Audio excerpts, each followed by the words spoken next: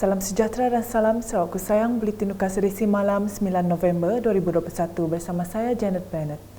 Berita utama, inovasi kaedah baling dan tanam throw and grow yang dilaksanakan dengan menggunakan teknologi pembenihan drone seeding merupakan inisiatif terbaru Jabatan Hutan Sarawak sebagai usaha meningkatkan pemulihan dan perhutanan semula serta merancangkan lagi kempen penghijauan Sarawak.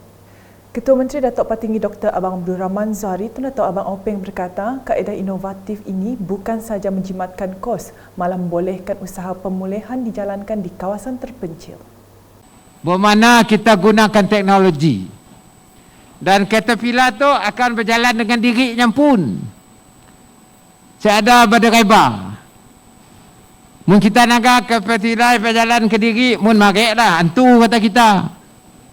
Tapi kini itu ada teknologi nak ia berjalan ke diri dan bol dah tak dapat guguk ke diri. Bermakna kita gunakan teknologi. Jadi apabila kita gunakan teknologi, dapatlah kita menambahkan pokok-pokok yang kita tanam. Beliau berkata demikian semasa melancarkan program Lead Tour Restorations Greening Sarawak Campaign peringkat bahagian Bintulu di Taman Medan Sentral Bintulu pada Selasa. Datuk Patinggi Abang Zahari juga memberitahu dasar kerajaan Sarawak adalah mempunyai dasar seimbang dalam pembangunan industri berasaskan kayu kayan dengan alam sekitar haruslah dipelihara. Jadi bermakna kalau industrinya it involve what we call industrial forest. Di mana kita tanam pokok itu menjadi raw material, bahan mentah dalam industri kayu kayan kita. Dan hutan yang kita preserve ya, sidik ditebang kita. Jadinya sentiasa berpusing. Tanam, tebang, tanam, tebang, tanam, tebang.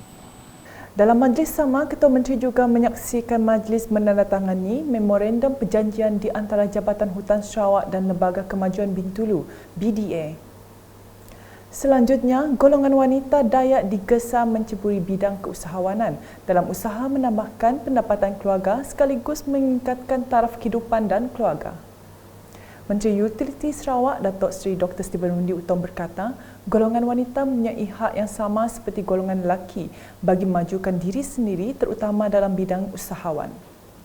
Beliau berucap demikian pada Majlis Penangguhan Mesyuarat Tahunan Sarakup Induk Dayak Sarawak SIDS Cawangan Kemenah di Promenade Hotel Bintulu pada Ahad. Ujar Datuk Seri Dr. Stephen Rundi lagi, kaum Dayak sudah mencapai matlamat satu keluarga, seorang graduan dan kini sudah sampai masanya menetapkan matlamat sekurang-kurangnya satu keluarga, seorang jutawan.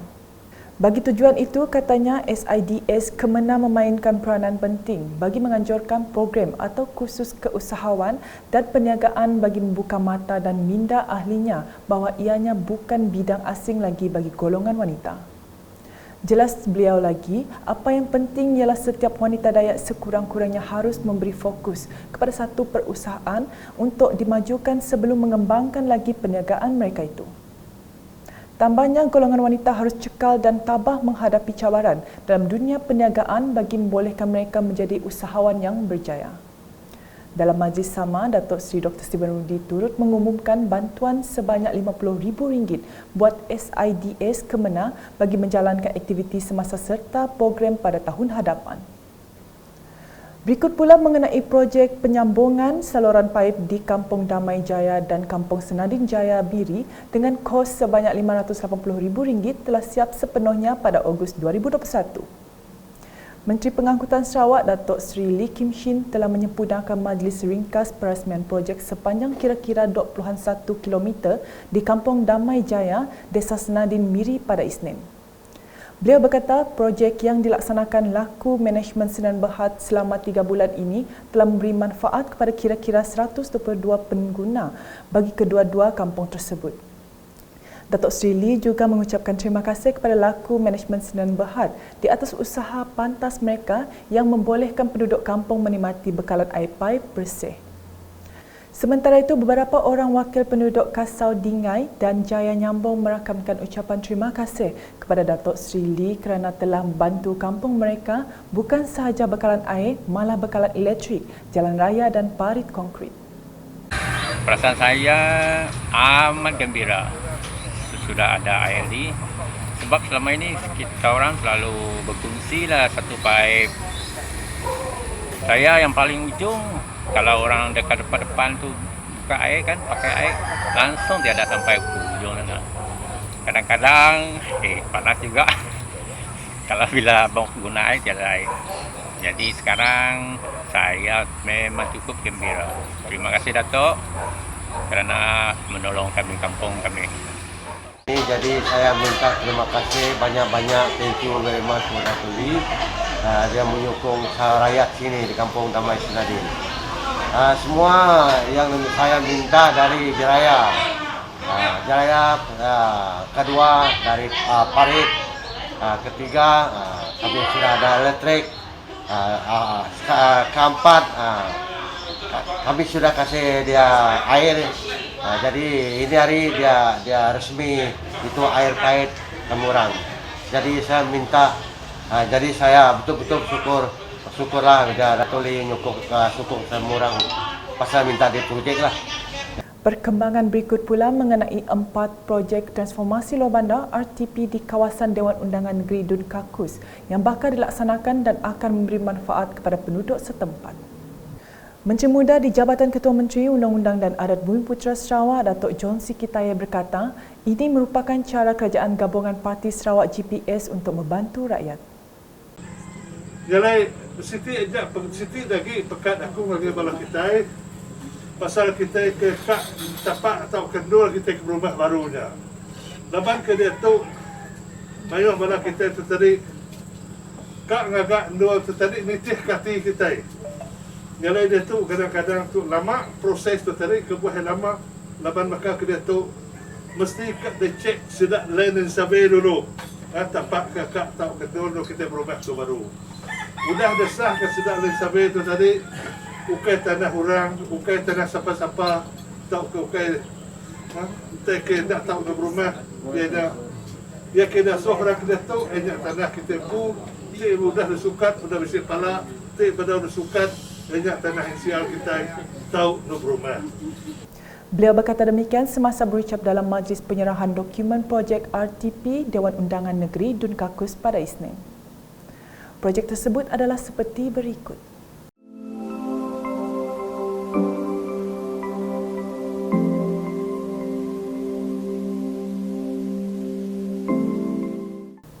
Datuk John Siki turut menasihati setiap jawatan kuasa kemajuan dan keselamatan kampung JKKK yang ingin mendirikan rumah panjang baru harus mendapatkan pengesahan status tanah tapak rumah panjang daripada Jabatan Tanah dan Survey bahagian Bintulu. Jadi itu gaya perintah, lebih ke perintah kita GPS dia tu mantuk nolong rakyat. Kesatu, putai kekak benar-benar dia tolong ke dia tu agak jalai. Kedua, nolong bala kita letak kendul, lalu kita berumah. Lalu ketiga, ngadu ke bakal dewan semua kita ada. Tak main lagi dia adu ke aku kawasan kita kakus tu banyak agak jalai tu. Lalu merata ke dul kita ke rumah baru. Sementara itu, Tuai Rumah Juni, Tuai Rumah Gundi, Tuai Rumah Kelambu dan Tuai Rumah Thomas menzahirkan ucapan terima kasih kepada Kerajaan Sarawak dan Datuk John Siki atas projek-projek tersebut untuk manfaat penduduk. Berita seterusnya, Unit Hal Ehwal Agama-Agama Lain Unifor telah mengagihkan bantuan dana sekolah mubalik dinominasi Roman Katolik bahagian Kuching, Sarawak. Dana berjumlah 3.8 juta ringgit itu diagihkan kepada 30 buah sekolah mubalik yang merupakan pertama kalinya diterima di Sarawak. Menteri Muda Kerajaan Tempatan Sarawak yang juga penasihat sekolah mubalik dinominasi Roman Katolik Kuching, Datuk Dr. Benguang Mangil memberitahu bantuan tersebut adalah untuk membantu pihak pengurusan sekolah mubalik bagi mengurus, memperbaiki dan menaik taraf keperluan prasarana. Ini seiring dengan komitmen Kerajaan Sarawak dalam mempraktikkan polisi inclusivity semua kaum dan agama di Sarawak. Kerajaan Sarawak akan sentiasa memberikan penekanan yang menyeluruh untuk menyediakan infrastruktur dan juga prasarana pada tahap yang terbaik, di samping mempertingkatkan sistem pendidikan beretika tinggi untuk sekolah mubalik di negeri ini. Beliau berkata demikian pada majlis penyampaian cek bantuan kepada Sekolah Mubalik Sarawak 2021 di Imperial Hotel Kuching pada Selasa. Tambah beliau lagi, selain daripada dinominasi Roman Katolik bahagian Kuching, Kerajaan Sarawak juga mengagihkan dana bantuan sekolah mubalik seperti yang tertera.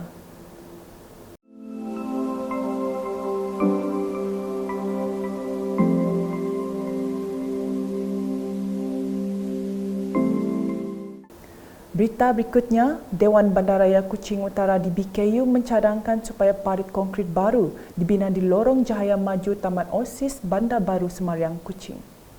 Tindakan itu perlu diambil susulan berlakunya kejadian benteng jalan runtuh pada Sabtu lepas sehingga mengakibatkan berlakunya kejadian tiang elektrik serta tiang lampu tumbang. Menteri Muda di Jabatan Ketua Menteri Hal Ehwal Islam dan DBKU, Datuk Dr. Abdul Rahman Junaidi memberitahu, DBKU bercadang membina sebuah peparitan konkrit yang baru dan akan terus berbincang dengan Pemaju Cahaya Mata Sarawak CMS untuk tindakan seterusnya.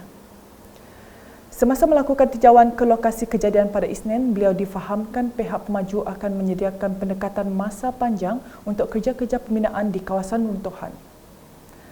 Dalam pada itu, Datuk Dr. Abdul Rahman yang juga bekas ahli Dewan Undangan Negeri Adun Pantai Damai memberitahu kejadian tersebut dipercayai berpunca daripada struktur tanah yang tidak kukuh. Berita diteruskan dengan sebanyak RM100,000 geran projek transformasi luar bandar RTP telah diserahkan bekas Adun Meradong Datuk Ding Kong Hing bagi menaik taraf prasarana pejabat lama daerah Meradong Fasa 3 pada Isnin. Datuk Ding dalam ucapannya berkata, projek RTP itu adalah hasil usaha Kerajaan Sarawak bagi menaik taraf infrastruktur pejabat yang terlalu lama untuk dijadikan Dewan Perhimpunan serta Bilik Ketua Masyarakat dan Ketua Kaum KMKK Daerah Meradong untuk melaksanakan tugasan harian pada masa yang akan datang. Beliau menambah, pelaksanaan projek RTP itu akan dijalankan secara berperingkat mengikut dana yang telah diluluskan Kerajaan Sarawak pada setiap tahun melalui kontraktor yang dilantik melalui agensi pelaksanaan dengan cabutan undi. Dalam pada itu, beliau berkata dengan sokongan yang berterusan kepada Kerajaan Gabungan Parti Sarawak GPS, pelbagai projek pembangunan masyarakat di luar bandar akan terus dilaksanakan di daerah Meradong. Sekian edisi malam bersama saya Janet dan kru penerbitan. Berita lebih lanjut boleh didapati di semua platform media sosial UKAS termasuk portal ukas.sarawak.gov.my dan pastikan anda subscribe ke channel di YouTube. Salam UKAS.